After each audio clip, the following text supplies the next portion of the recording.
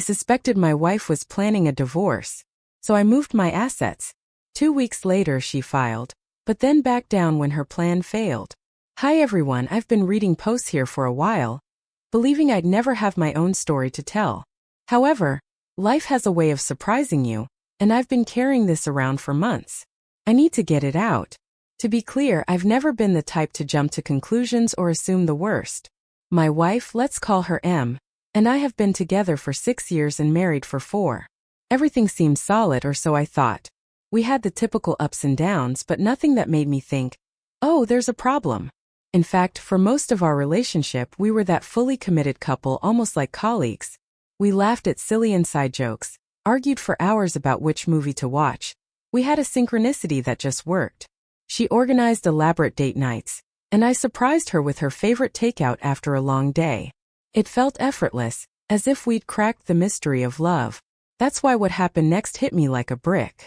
A few months ago, things started to change. At first, they were minor details, things you probably overlook if you weren't paying attention. She started carrying her phone everywhere, even when just going to the kitchen or folding laundry. Before that, her phone could be on the coffee table for hours without her caring who touched it. One day I joked, "Are you running a secret spy network or what?" She laughed and replied, "It's just work. They've been sending me a lot of emails." Okay, fine, I thought. But a few days later, she put a password on her phone. That did take me by surprise because she'd never used one before. When I casually asked her why, she responded with something vague about security and hackers. I didn't press it because I didn't want to seem paranoid, but something didn't feel right. And it didn't end there. She started taking calls outside the room, something she had never done before. It wasn't subtle. Her phone would ring and she'd say, "Oh, I'm going to answer this quickly," before disappearing into the bedroom or going out to the porch. If I asked who it was, she'd simply reply, "A friend from work." Then I noticed another new habit. She always left her phone face down on the table. I had no idea that was a thing until one day I tried to reach for something near it, and she hurriedly moved her phone out of the way. It was one of those moments that happen in a second but stay with you. But it wasn't just the phone. She started to feel distant. Conversations that used to flow easily now felt forced, like pulling teeth. If I mentioned future plans like where we should go for our anniversary or if we should start saving for a new car, she'd just nod and say, "Yeah, we'll see," before changing the subject. It all clicked for me one random Wednesday. She told me that after work, she was going for coffee with a friend. It didn't sound unusual. She did it occasionally. That very day I was running errands in the same area and I thought, why not surprise her? It would be nice. But when I arrived, she wasn't with her friend. She was outside the cafe, pacing back and forth with her phone glued to her ear. I stayed in the car because something in her tone sounded serious. I didn't intend to eavesdrop, but I managed to catch phrases like, "It's almost ready," and "starting over soon." My stomach sank. I didn't understand what she was talking about, but it definitely wasn't a simple work problem or a fight with friends. It sounded like something much bigger, something she had already planned. When she came home, I casually asked her how her coffee with her friend went. She spun a whole story about her friend complaining about her boyfriend. It was such an unexpected comment that I just stared at her for a moment. "What do you mean?"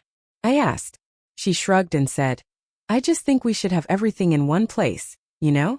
All our account information, passwords, documents, that kind of thing, just in case there's an emergency." I didn't know what to say. We'd never talked about that before, and the timing seemed odd given everything I'd been noticing. "What kind of emergencies?" I asked, trying to sound casual. She shrugged again and said, "It's just the smart thing to do, isn't it? What if something happens to one of us? Or if we suddenly need to make an important financial decision?" On the surface, her argument made sense. But the way she said it made me nervous. It was too rehearsed, too polished, as if she'd been waiting for the right moment to mention it. I nodded and mumbled something about our finances, when we had always handled them separately and flexibly. That night, my mind kept replaying her words, trying to decipher what they meant. Was this normal adult behavior and I was overreacting? But then I remembered the phone calls, the conversation I overheard at the cafe, and how distant she'd been lately. It was all starting to fit together, and I didn't like the picture that was forming. Until that point, I hadn't done anything about it. A few days later, she mentioned it again. We were in the kitchen. I was making a sandwich while she checked her phone. Suddenly she commented, "Have you thought more about organizing the bank stuff? You know, where all the account details are." I put down the knife and turned to look at her. "Okay, what's going on?" I asked, trying to keep my tone light but firm. "You've been talking a lot about finances lately. Is there something we need to talk about?" Finally, she looked up from her phone, surprised that I'd confronted her. No, nothing's going on," she replied hurriedly, which made me let out a small laugh. "I just think it's important, you know, for emergencies." "Emergencies? Like what?" I asked. She shrugged with an indecipherable expression, and I let it go. But the way she avoided giving me a straight answer only increased my suspicions. It no longer seemed like a simple casual suggestion. It felt more like she was hiding something, but I had no idea what. The next day, while she was at work, I decided to check our finances. I logged into our joint online account and discovered something unexpected. During the last month, there had been a few small movements, nothing big, but small amounts that didn't seem to have a clear purpose. They weren't for bills, grocery shopping, or anything similar. I didn't want to jump to conclusions, but it seemed like she had been withdrawing money from the account for some reason I couldn't understand. I considered talking to her about it, but something told me to wait. If I was wrong, I'd look like a paranoid husband. And if I was right, I needed to be careful. I couldn't get it out of my head, so I contacted someone I trusted, an old friend from college who is also a lawyer. I told him what I'd discovered, trying not to sound like a conspiracy theorist.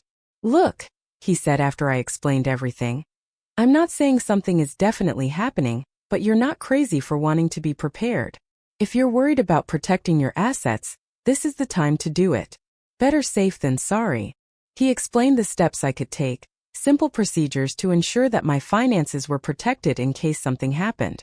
I admit taking such drastic measures felt out of place, as if I were preparing for something terrible without even being sure I was doing the wrong thing. But the more I thought about it, the more sense it made. If she really was planning something, and I was increasingly beginning to suspect she was, I needed to protect myself. It wasn't an easy decision, though. This wasn't just about money or assets. It was about the life we'd built together. Images kept replaying in my mind. Our wedding day, late-night conversations about our dreams, the little inside jokes we shared. How did we get here? Is this really what our marriage had become? The idea of taking these measures made me feel like I was accepting defeat, as if I was officially abandoning the trust we once shared. That night, while she was out, I sat at my desk and pulled out my laptop. My hand trembled as I opened it and started reviewing everything. Bank accounts, investments, the house deed. Each document I studied felt like a betrayal, but a persistent voice in my head reminded me that this was for survival, not sabotage. I had no intention of hurting her, but I couldn't shake the idea that if I didn't act now, I'd regret it later. I made a list of everything I could transfer, and how to do it without arousing suspicion. As I wrote, I felt a crushing weight in my chest. I had trusted her for years, and now I found myself on the defensive against the person I thought would always be on my side. Then I called my mother and explained that I needed her help, but without going into detail. "I need you to keep some things for me for a while. It's nothing bad, just something I need to do to protect myself, just in case." She was silent for a moment, probably trying to understand what I wasn't saying. "Are you okay?" she asked with concern in her voice. "Yes, Elite. It's just a precaution. There's nothing to worry about." She didn't press it, but I noticed the pause in her response when she finally said, "Of course, honey, whatever you need." I hung up the phone with a strange mix of relief and shame. I hated involving her in this, but knowing I had her support gave me some stability amidst the chaos. By the time Em arrived home, I had already begun the process. I moved most of my assets, our money, investments, and even the house, putting it in my mother's name. I left enough in our joint account to keep up appearances, but everything else was secured. She didn't notice anything.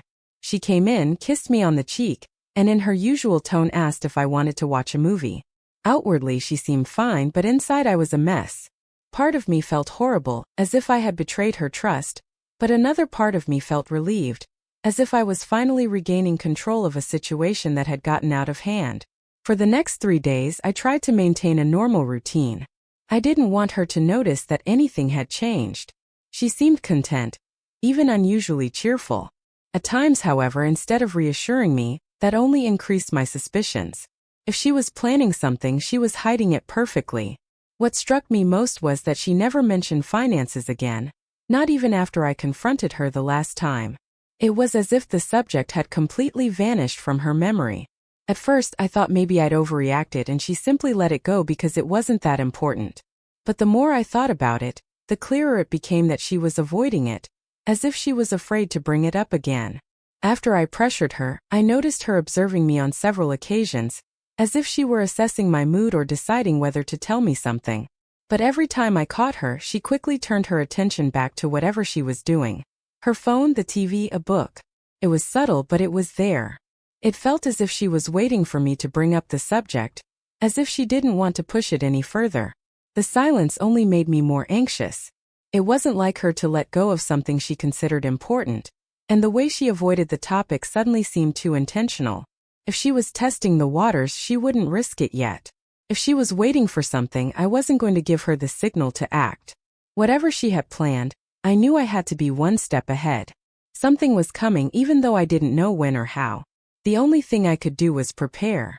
That night, I finalized the asset transfers to my mother's name. The house, savings, investments, everything was now legally registered in her name and sealed in an incontestable trust. I even called her to confirm that she had all the necessary documents. 2 weeks passed and everything seemed normal.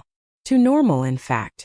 To my surprise, she started acting more affectionate, even initiating conversations about unimportant topics like work or what we should have for dinner. I was baffled because she had been distant for months, avoiding any conversation that went beyond the superficial. A part of me started to question whether I had been overreacting this whole time. Maybe her strange behavior had just been a product of stress, or something I simply didn't understand.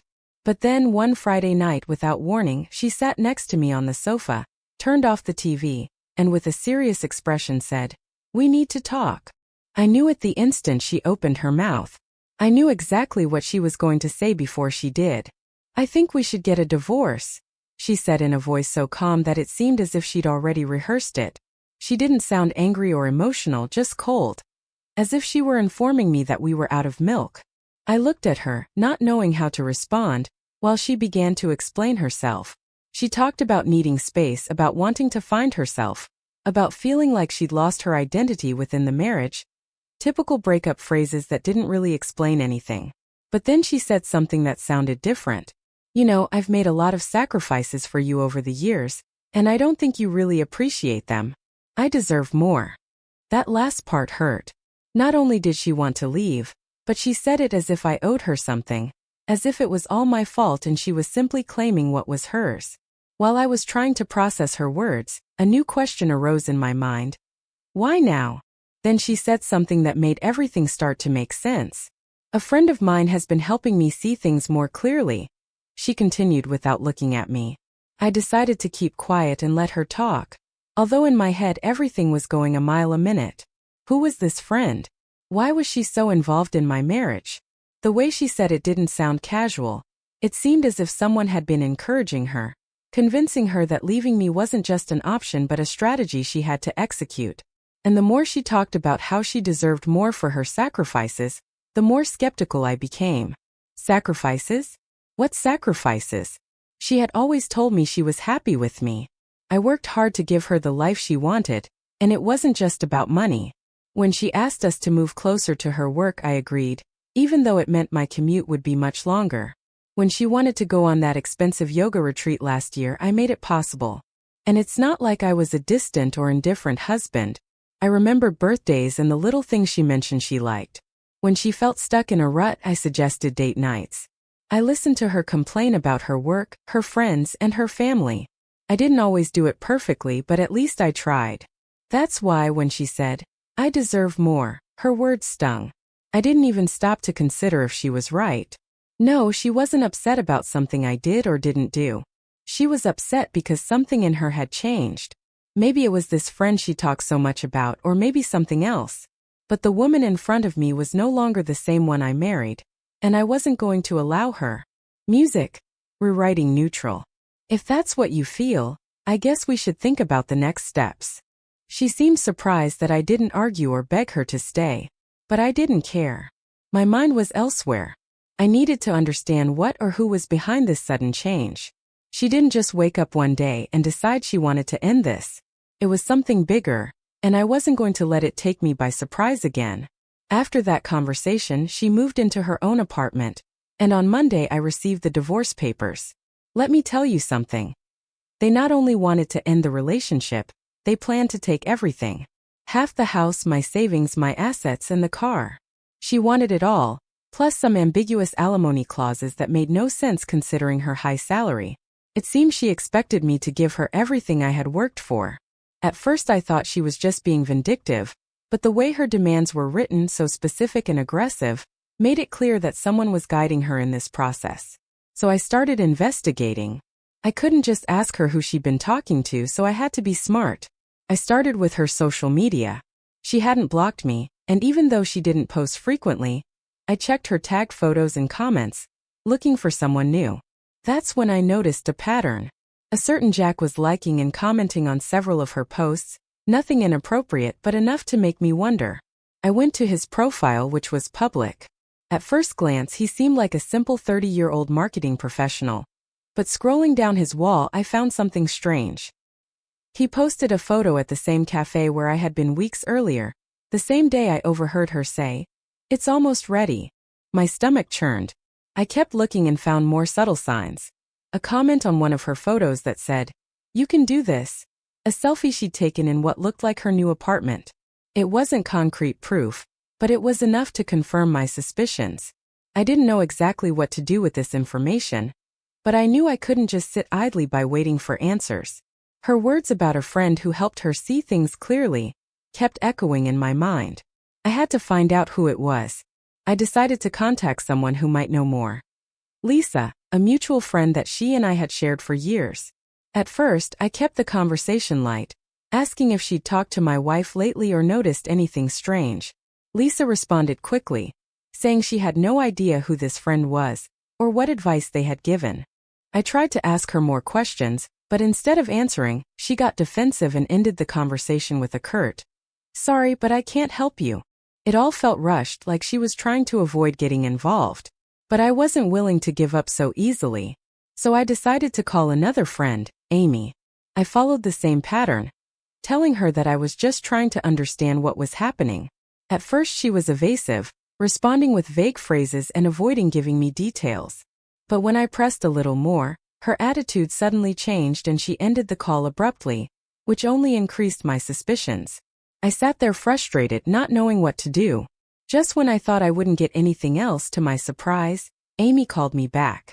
She told me that she needed to make sure that what she told me wouldn't get her into trouble. I promised I wouldn't say anything, and after a long pause she finally spoke. Apparently, my wife had been spending a lot of time with someone named Jack, a man she met at work. Amy didn't know too many details, but from what she'd heard, he was very involved in the advice my wife was receiving about the divorce. And then I heard it, that name. It was like fitting the last piece of the puzzle. It was evident that this wasn't just about her needing space or wanting to find herself. There was someone else in the equation, someone who was influencing her decisions, and I needed to find out why. I wasn't going to stand idly by waiting for answers. I decided to confront the situation my way. That Saturday, I went to her apartment building and parked a block away, watching from afar, trying to confirm what I already suspected. A few hours later, she and Jack left the building. They didn't hold hands or show obvious signs of affection, but the way they walked together, leaning towards each other to talk, said it all. They got into her car and drove off, leaving me sitting there in my car, looking at the spot where they had been. I didn't follow them because I didn't need to. At that moment, everything became clear. It wasn't that she had simply stopped loving me. She had been preparing to leave with someone else. And suddenly everything clicked. Her sudden distancing, her questions about money, her unreasonable demands during the divorce. She wasn't just abandoning me. She was trying to leave me with nothing.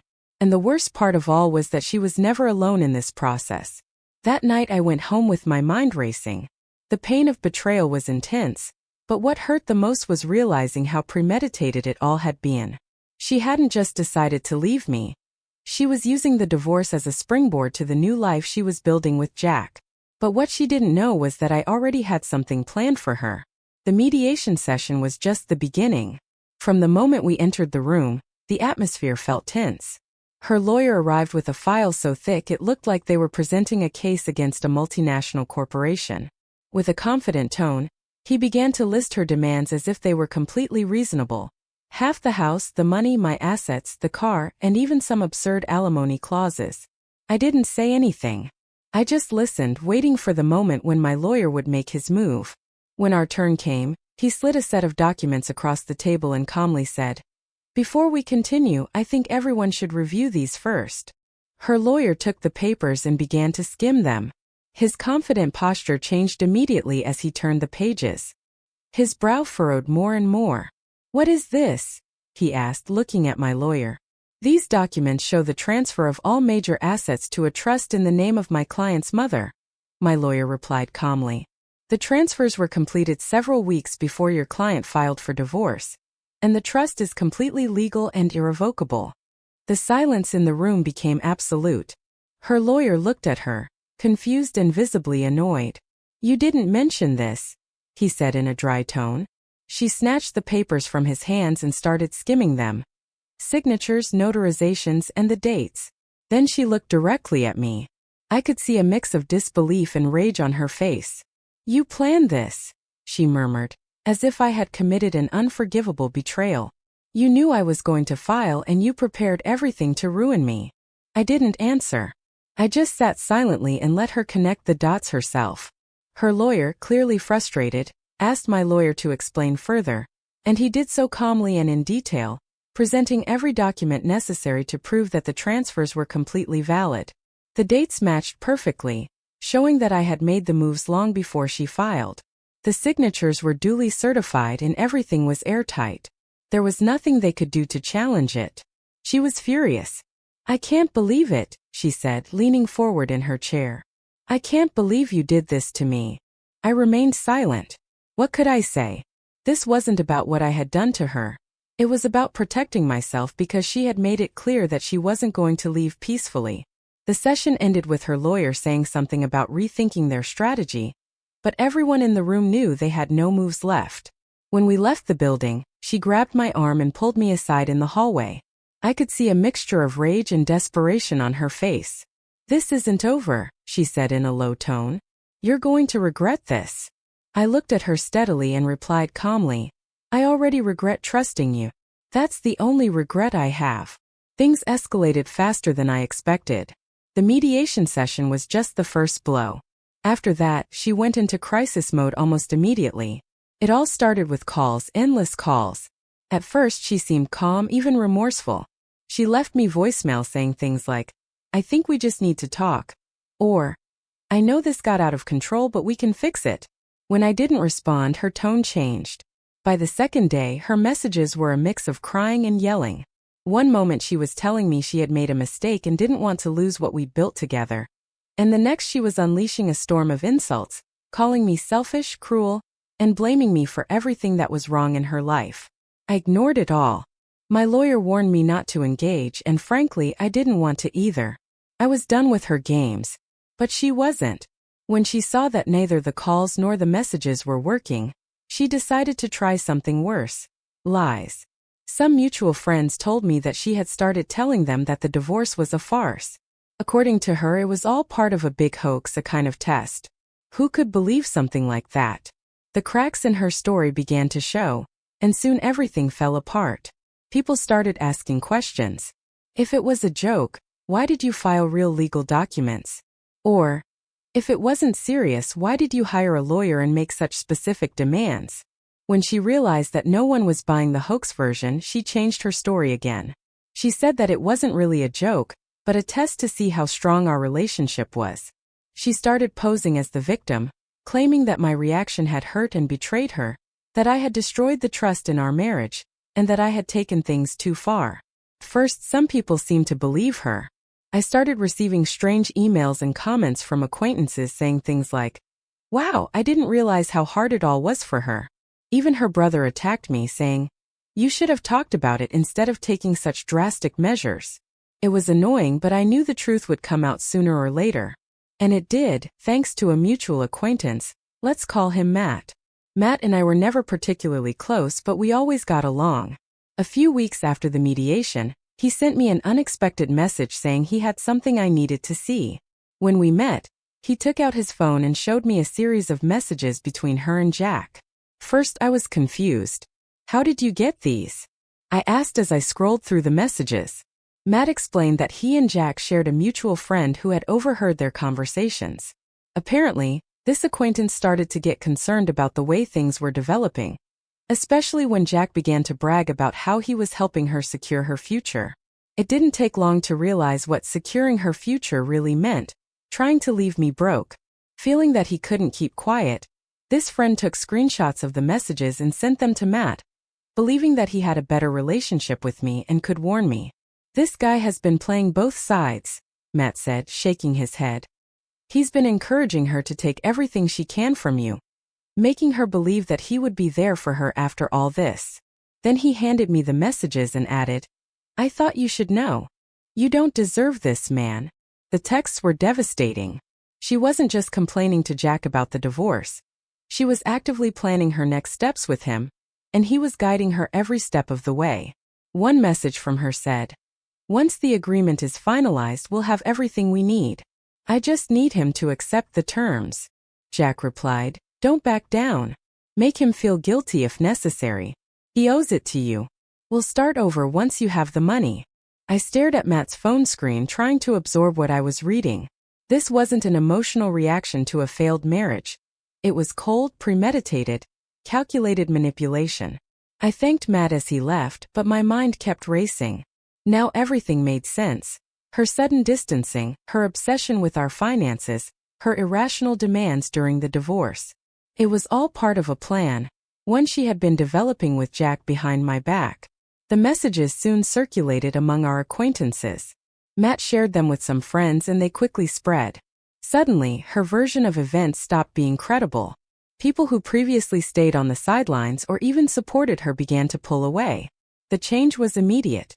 Those who had previously defended her or preferred not to take sides began to see her for who she was. Even her closest friends began to distance themselves.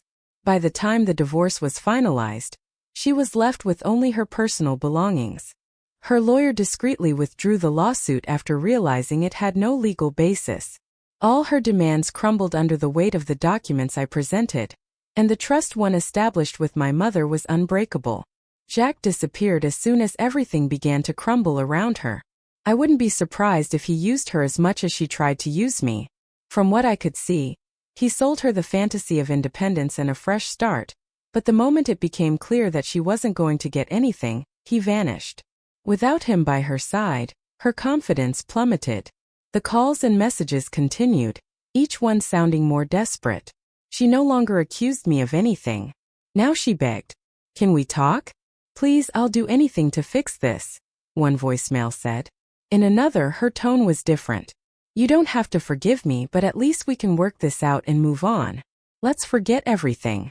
I'll let it go if you just talk to me. I didn't respond. I couldn't. It was too late to fix anything. Even her family began to distance themselves.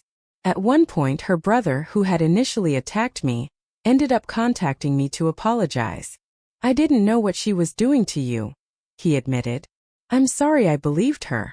And I was left with the house, with my savings, and most importantly, with something I hadn't felt in a long time, peace of mind.